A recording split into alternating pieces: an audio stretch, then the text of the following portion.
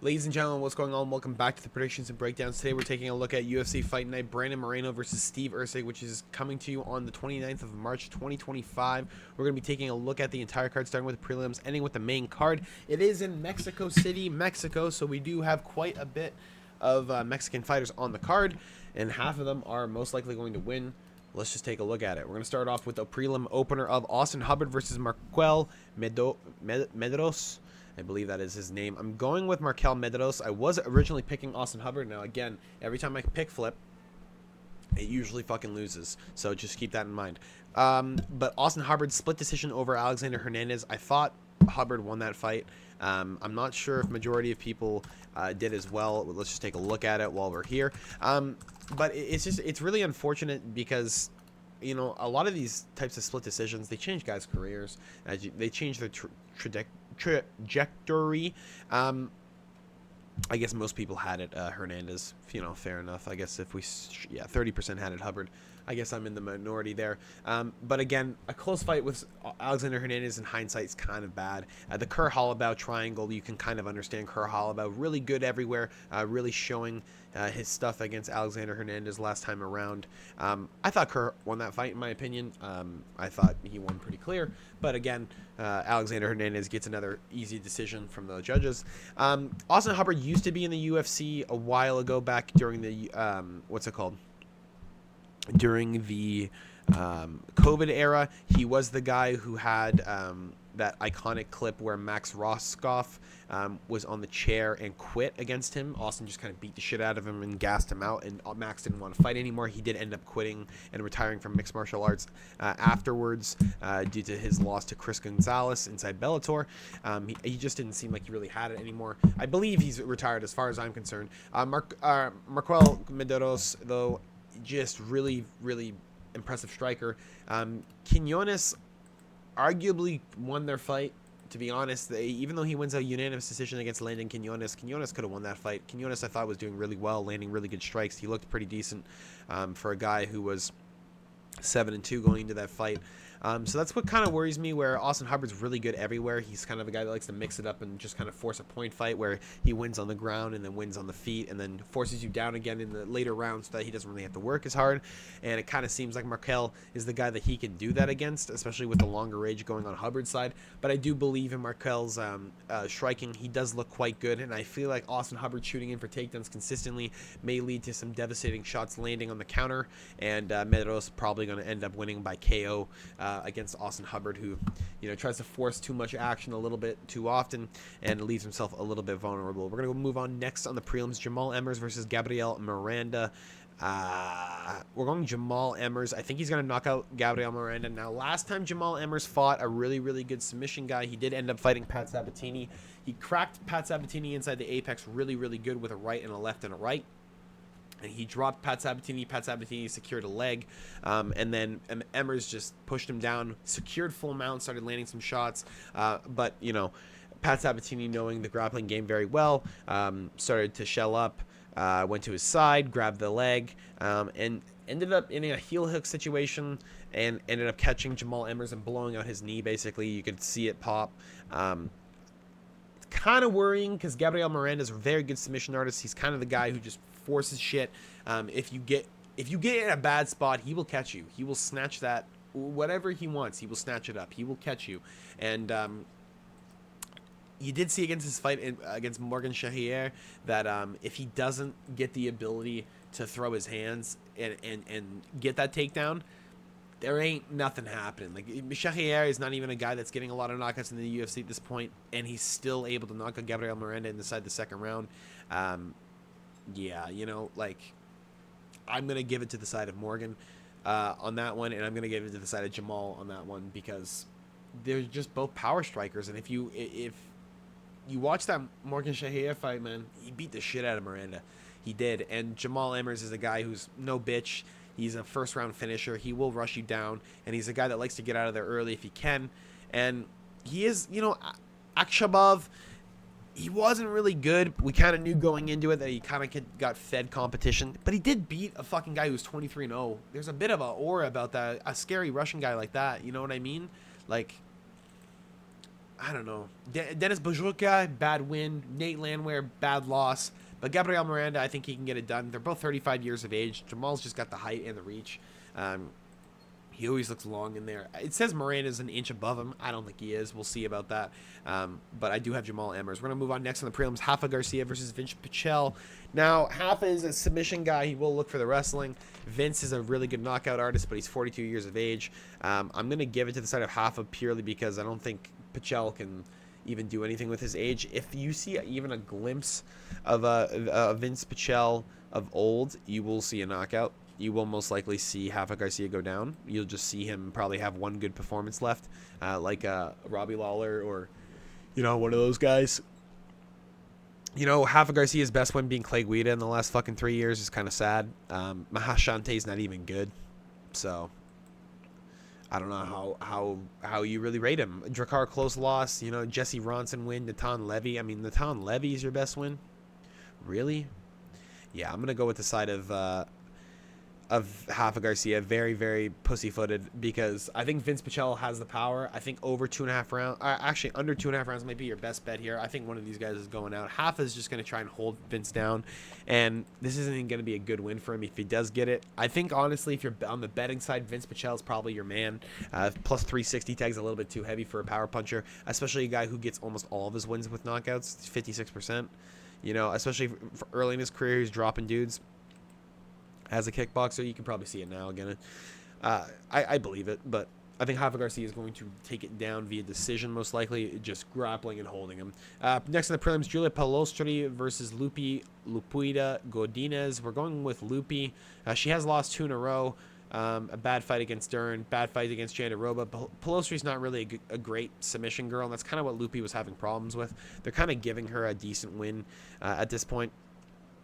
I think Lupi can get it done. I think just her punches are better. She collects her combos a little bit better than Julia does. And Julia's just kind of a bit of a can. She hasn't really fucking beat anyone. Corey McKenna split decision, sure.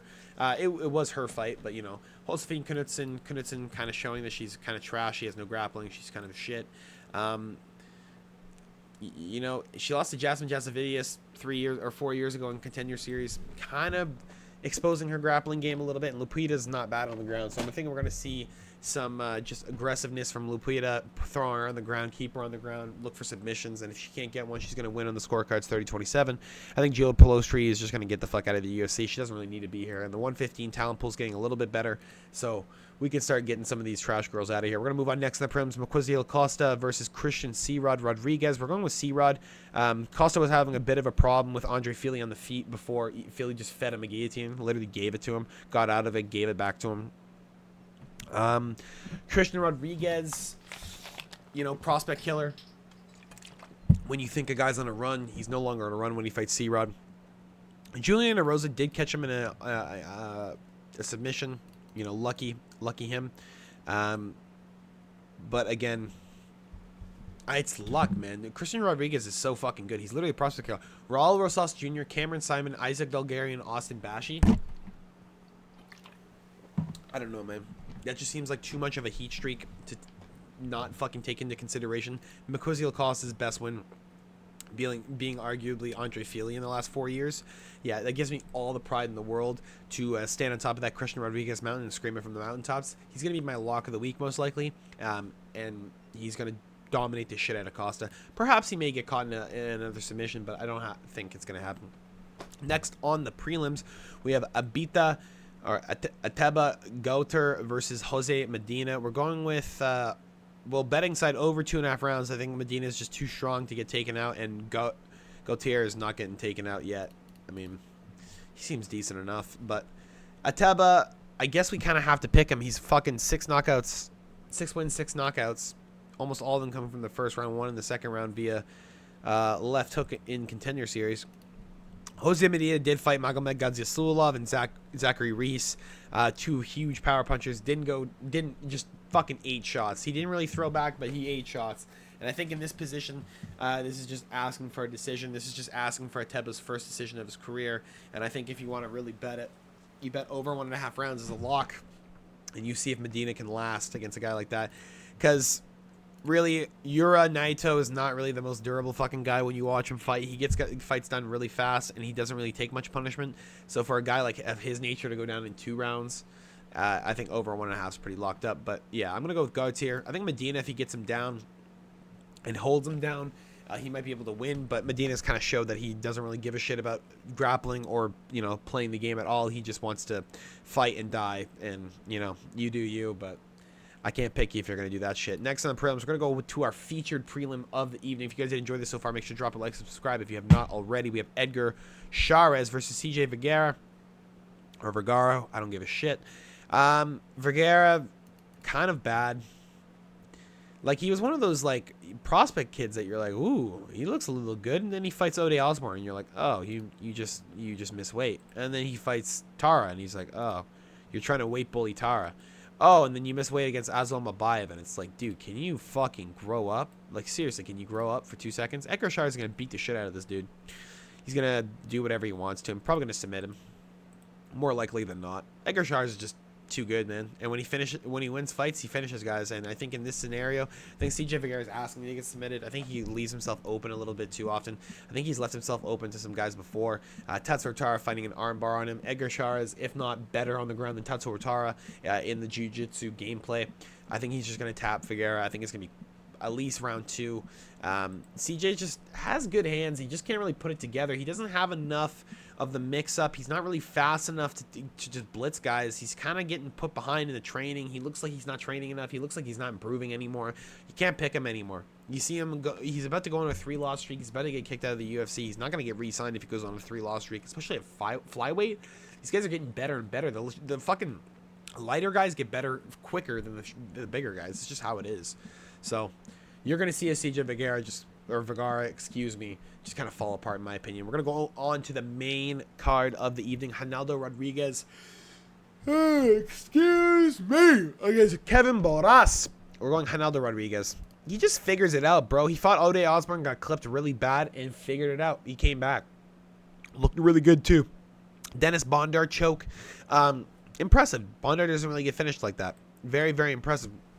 Angel Rodriguez, Dr. Starbridge, I believe Rodriguez snapped his arm. You know, Rodriguez is shit, but it is what it is. At least he's getting wins. Kevin Borras is not a guy to be fucked with. He does have a win over Victor Diaz. He did go to a decision with Joshua Van and get beat up, and Alessandro Costa beat the shit out of him. Now, I wouldn't write Kevin Borras off in this fight. Ronaldo Rodriguez does get clipped. At least in the first round, he does get clipped quite often. He does have good jiu-jitsu, though. He just bounced back. He has really good posture, and he can move on the ground really fast, more than most guys can. And Kevin Borras finds the shot quite often, has most of his wins by knockout. So Ronaldo Rodriguez could get fucking put out here, realistically. But I think Kevin Borras just gets a little bit too excited sometimes. I think he's going to get just dropped with a trip and just get choked out or something by Rodriguez. He just seems a little bit too good on the ground for Kevin to deal with, and I'd love to see if Kevin's even able to deal with any of that shit when it really comes down to it. Excuse me. He does have one of his losses by armbar, so it's going to be interesting to see what really happens. Oh, is that a submission? KO. No. So what's his fucking submission? Oh, rear naked choke to Renzo Mendes. Yeah. I'm saying Ronaldo Rodriguez by submission. David Martinez versus Simon Oliveira next on the main card. I honestly don't know much about these guys. Simon Oliveira, I know, got beat up by Daniel Marcos. Just got eight knees to the body. Like 8 knees. But Daniel Marcos is such a good striker. Like, I don't know if that's because he's shit or what. But Tony Gravely getting a win on him. Womp womp. We're going to be picking David Martinez by knockout. I want Simon Oliveira to get torched. I want him to get out of the UFC. Let's free up some pool room at 135. Let's take some Bellator guys. Let's start calling up Dana, Tomato Head, let's go. Get some fucking better guys in here. David Martinez has not proven. Simon Oliveira has fought way better opposition than David Martinez could even sniff at.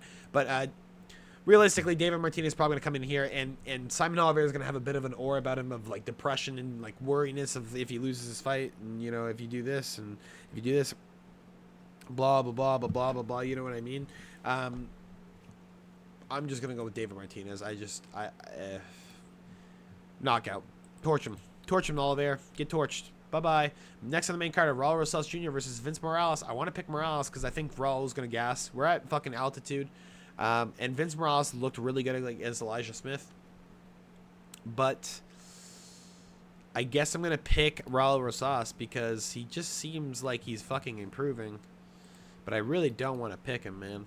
I really don't. I really don't. Like, I really don't. Like, I really, really don't. Vince Morales, man, like, he just looks good. Fuck. He always looks so good. And then he just falls apart. He's just 34. Like, shit. I don't know who to pick here. I guess I picked the side of, yeah, Rosas. El Niño Problema. I like Vince Morales here, though. As a betting dog, plus 250, bite me. I think I'm going to be taking Vince all day there. But Raul Rosas, man. I think Vince Morales plus 3.5 on DraftKings is probably your best bet. But Raul Rosas Jr. is a fucking grappling menace. If Vince gets trapped down there, I don't know what he can really do. He doesn't really get trapped down there, though. He's such a good grappler. It's going to be a fucking stand-up fight. It's going to have to be. But Rosas doesn't really have great hands like that. It's looking more and more like I'm going to be I might pick... I'm going to switch. I'm going to pick Vince Morales, man. I think Raul Rosas Jr. has a fucking problem. If C-Rod can figure him out, Vince Morales can figure him out. Vince Morales is more vetted than C-Rod. He's fought better opposition than C-Rod. He figures it out better than C-Rod. He fucking has good coaches. Syndicate MMA. Like... John Wood, you need to get your shit together, bro. You need to get this fucking...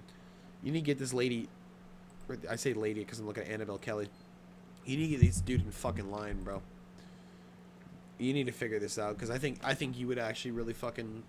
I think Vince Morales can be a world beater at 135. I really do. I think he's so good. Rosas might have a problem here, man. I think the range, too. Ooh, Vince might piece this dude up. We're going to just move on before I switch my shit back. Next on the main card, Kelvin Gastelum versus Joe Pyfer. Joe Pyfer by knockout. Kelvin is chinny. He's been chinny in his career, and Pyfer hits like a fucking road truck, bro.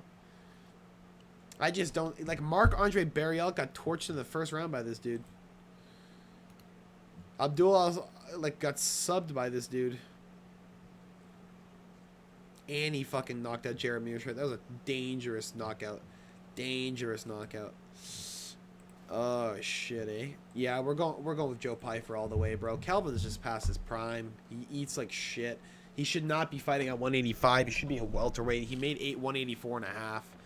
Like, what the fuck are you doing, bro? This guy's just fat. He's a fat fuck who should not be fighting at 185. If Calvin was at 170, he would be a world beater. This dude would be a fucking champion. No, instead he wants to eat his fucking tacos, get fat, and fight with a big-ass belly at 185. You do you, bro. Pyfer's going to torch you. He's a big motherfucker at 185. He's a big boy. He's a big fucking boy. I don't know what you're going to do with that shit, but good luck. Co-main event of the evening. If you guys enjoyed this so far, make sure to drop a like, subscribe if you've not already. Manuel Torres versus Drew Dober. We're going with Drew Dober. I was going to pick Manuel Torres. I'm going to be 100% honest. I'm switching it because he just doesn't deal with pressure, guys. And Drew Dober's not a guy that takes shit. He only got stopped by Jean Silva because of the cut. He would have kept fighting. He wouldn't have stopped. He literally would have kept walking forward.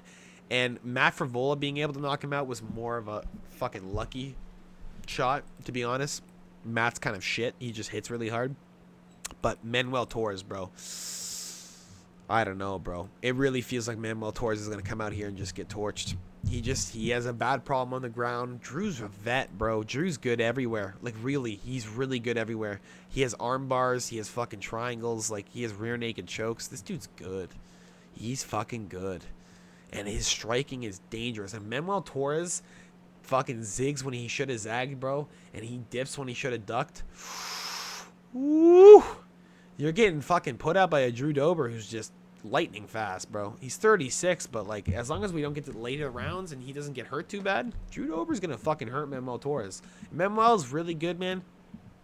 He did put out Moto with that overhand elbow, did submit Chris Duncan. Chris Duncan does have a problem with his ground game, but Ignacio Bahamondes put him down twice and then finished him. Bro, it might have been the range, but I think at this point it doesn't matter. Drew Dober by knockout is my official prediction. We're going to move on to the main event of the evening.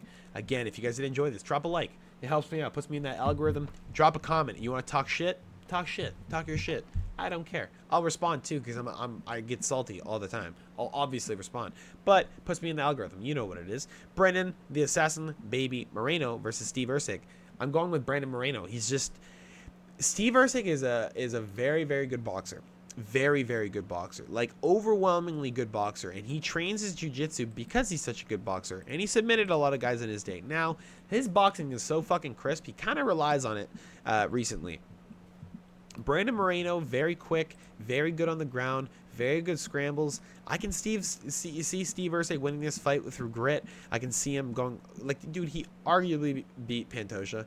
And Brandon Moreno, I thought, won their fight against Pantoja too. But, you know, it is what it is. I think Brandon Moreno here, he's going to get his win, especially in Mexico. You kind of have to give it to the Mexican kid, especially when he wins it close. So if this is a close fight, as I'm expecting, I think Brandon Moreno wins the decision. I think Steve Erceg could possibly get at least submitted here. Kai Kara of France knocking him out doesn't really worry me. I know a lot of people are betting against him now, but he got clipped. He didn't really see the fact that Kai was leading him in, and Kai was getting pieced up before that, mind you. Just remember that. Kai got fucking pretty lucky to get that right hand, because if he didn't get that right hand, that second round was going to start, and Steve would have started fucking really putting it on, because it looked like Steve was starting to get in flow state.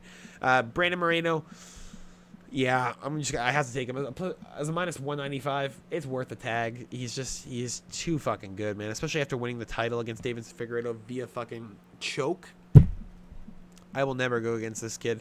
He just looks too good all the time. Brandon Royval did beat him. That was a crazy ass fight. I didn't think he won that fight, but it is what it is. Royval proving that he's a nasty prospect, beating Tyra too. You know, hindsight's 20/20, but I think in this situation, we're looking at the present, we're looking at the future, and I think Brandon Moreno here gets it done. That's all I got for you guys today. Hope you guys did enjoy. Make sure to drop a like again and subscribe if you have not already. I know I say it a lot. It's annoying as shit, but people skip through the video. A lot of people don't hear it, and if you watch the whole thing, I really appreciate you. You're very awesome. I will be seeing you guys on Friday. I get back. I'm leaving tomorrow morning at 7 in the morning to take a little trip to Toronto. I will be back on Thursday night. I will post probably the best bets on Thursday night when I get back, but I do get back late, so we'll see about that. Or on Friday, whenever I finish work. That is what it is. I will see you guys all later. Hope you guys enjoy. I'll talk to you guys all later. Good luck with the bets. Peace.